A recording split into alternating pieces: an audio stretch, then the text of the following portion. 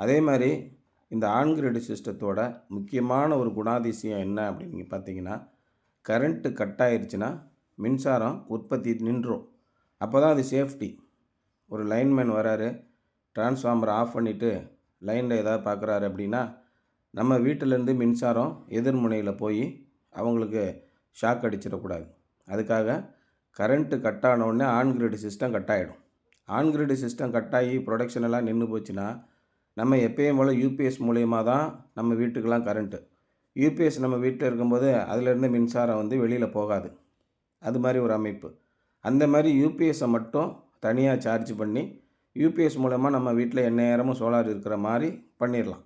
இது of grid சிஸ்டம்னு சொல்லுவோம். ஈபியோட இணையாம தனிப்பட்ட முறையில் எங்கள் வீட்டில் இருக்கிற யூபிஎஸ் மூலியமா மின்சாரம் கொடுக்கறது. அந்த மாதிரி ஒரு பேக்கப் சிஸ்டமும் இங்கே பண்ணி கொடுத்துருக்கோம். இதுக்கும் ஈபிக்கும் எந்த சம்மந்தமும் கிடையாது. இதுக்கும் ஆன் கிரிட் சிஸ்டத்துக்கும் எந்த சம்மந்தமும் கிடையாது. அந்த மாதிரி ஒரு பேக்கப் சிஸ்டமும் இங்கே பண்ணி கொடுத்துருக்கோம். கரண்ட் இருந்தாலும் நம்ம வீட்டில் மின் உற்பத்தி ஆகும்.